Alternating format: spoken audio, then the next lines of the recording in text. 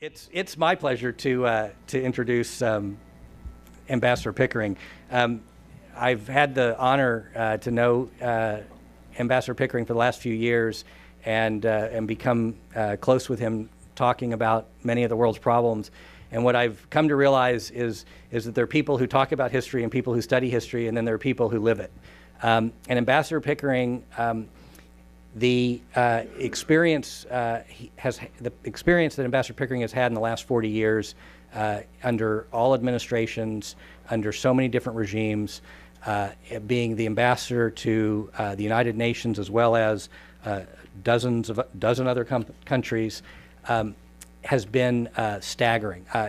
I could stand up here and introduce him for the next 30 minutes and wouldn't even come close to describing the perspective that he has globally. He is a national treasure, and his experience is one that if you ever get a chance to listen to him, drop what you're doing and listen with both ears. Every time I talk to him, whether it's for 5 minutes or 3 or 4 hours, I come away energized and awed by the perspective that he has. The adaptation topic that we're covering is global, and it intersects politics. It intersects. It transcends country borders, and there is nothing more important than understanding how people and countries and policies all intersect. And Ambassador Pickering has one of the few most longitudinally tested and perspectives. And so it's an honor for me to introduce and to welcome Ambassador Pickering.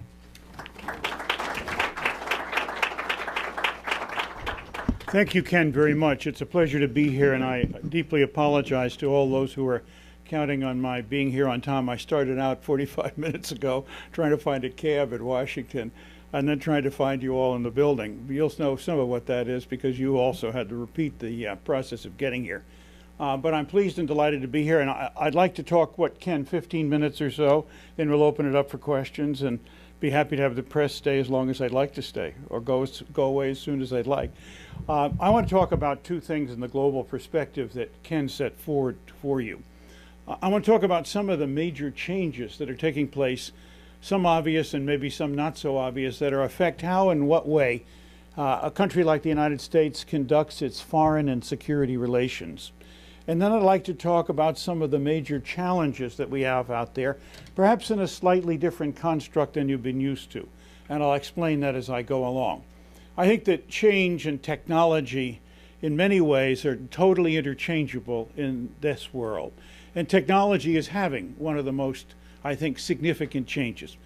Certainly we look at the world of electronics, and it is not just the Snowden perspective that I think wakes us up on this, but we also look at the field that Ken knows as well as anybody in this room. And Ken, I'd be remiss for not thanking you for that wonderful introduction. I always say a little hyperbole goes a long way, and certainly you helped me stretch that. But I think that the recovery of hydrocarbons from shale is one of those things that technology brings us, and some independence. But technology in the information age is certainly the ability of everybody to be in touch with almost everybody else about almost everything else as the world proceeds. And this has changed a lot. I think it's changed Arab Spring or the Arab transformation.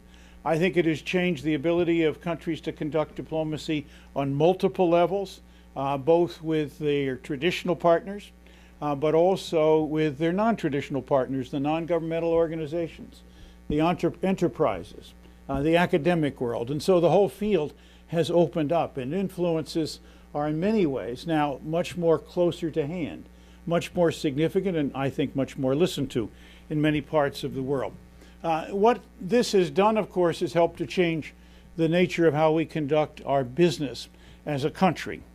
One of the things that I think is interesting in the shifting world is a sense that we're engaged perhaps in a new era of the potential for diplomacy.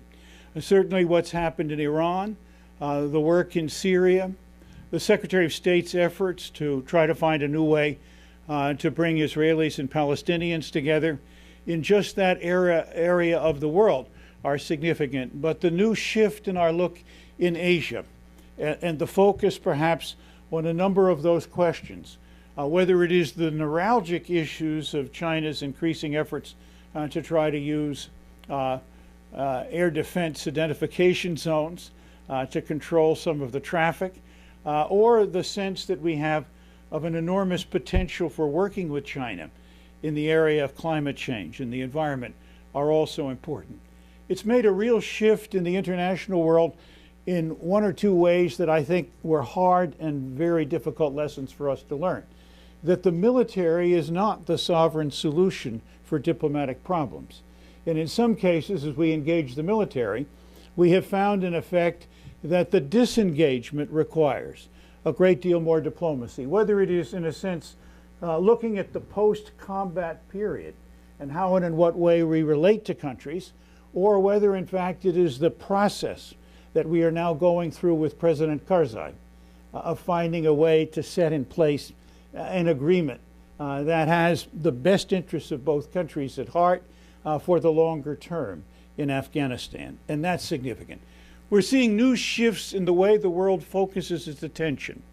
Certainly economics over the last dozen years has become as much of a center pivot of international activities and action as the traditional role of political diplomacy and indeed national security. And of course the truth is they're intimately linked and intertwined. They all have much to do with each other. We can't see them necessarily as separate entities totally dealt with by separate people in separate rooms on separate bases. Much of this is, I think, self-evident. And indeed, the major crisis in 2008 and 2009, one we're still working our way through, if I can say that gently and diplomatically, is and has been a major question for us as we look down the road. But so too are other issues, certainly non-traditional issues. I'll mention a number of these as I mention challenges, but one of those is certainly the interrelationship between energy, the environment, and climate change. Whether climate change is a subset of environmental concerns or not, it has its own, and I think peculiar, and certainly in many ways significant dimensions. And if I had told you 10 years ago the Pentagon would within 5 years be focused on the interrelationship between climate change and our national security, you probably would have laughed me out of the room if you'd been impolite, and certainly you would have been highly skeptical about that kind of interrelationship. And so change, and that kind of change, is, I think, a very significant one.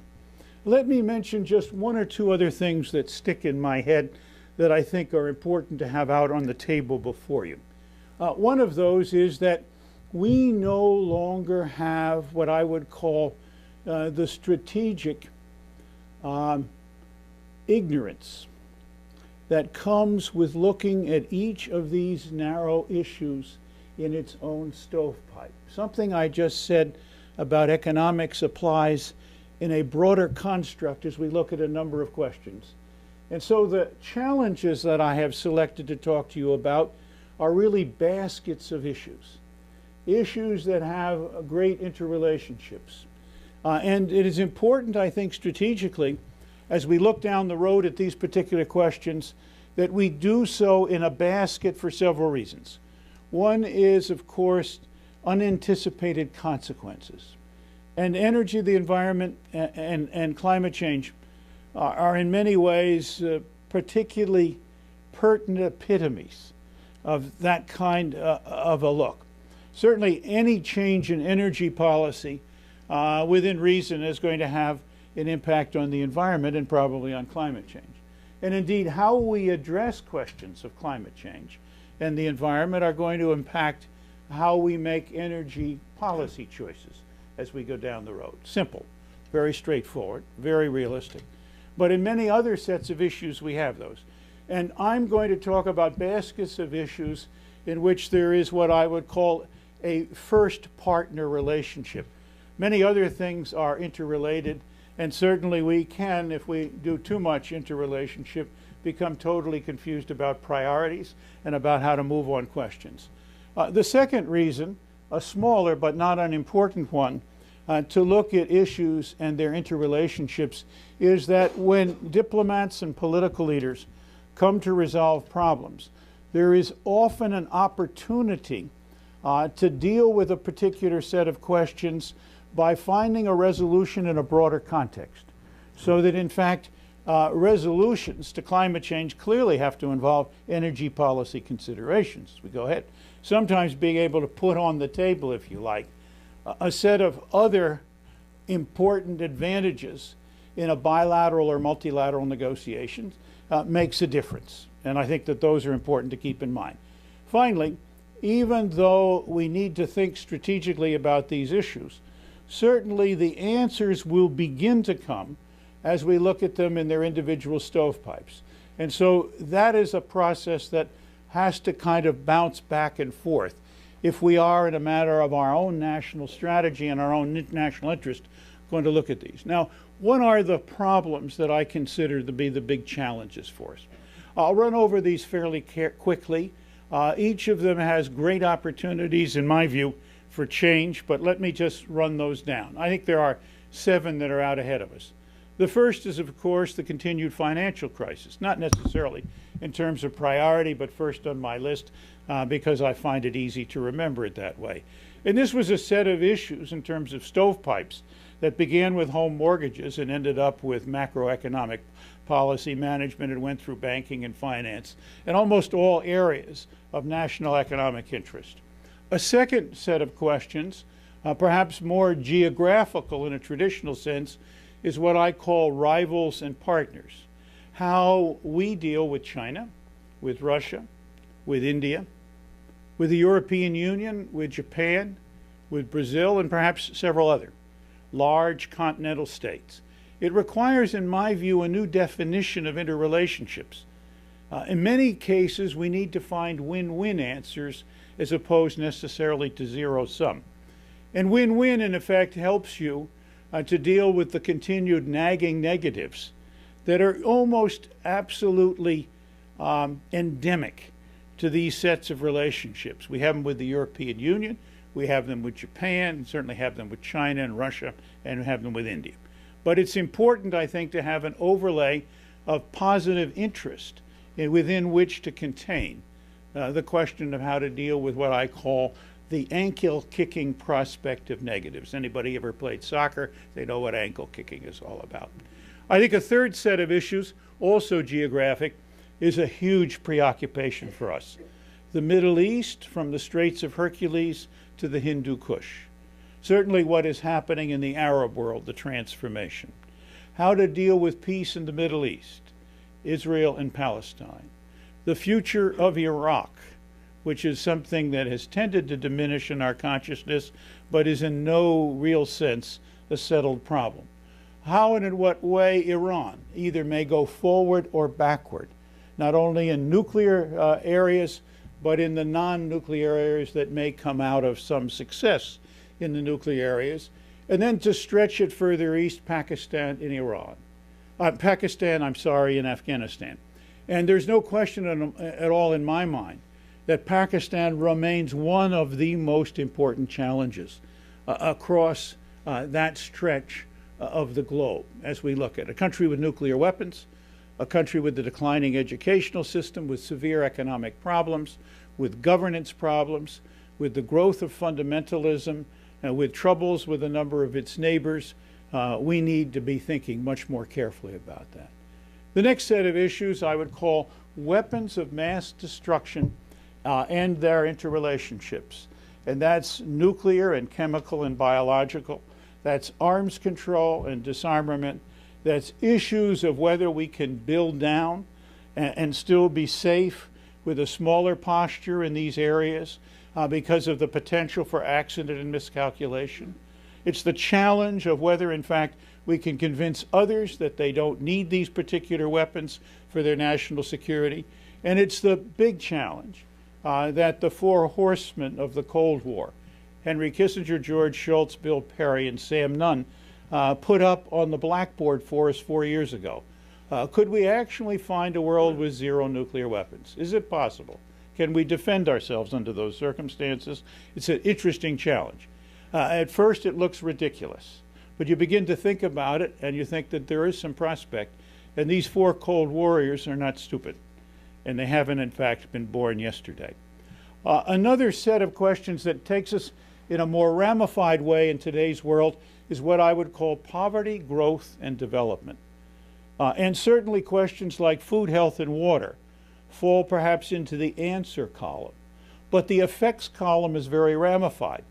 Not total effect, but at least contributing effect is in failed and failing states, criminal activities internationally, narcotics trafficking, the impact on trade, immigration and migration. We can see a lot of these.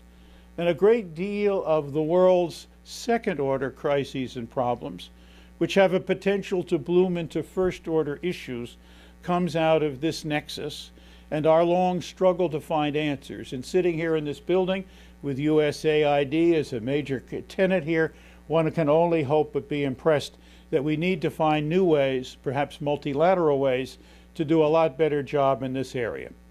And then I would say, not last nor least, but the question of energy, environment, and climate change, which I know you are focused on, but which I would like to say is a struggle now between what we can afford in the short term and what we can endure in the long term.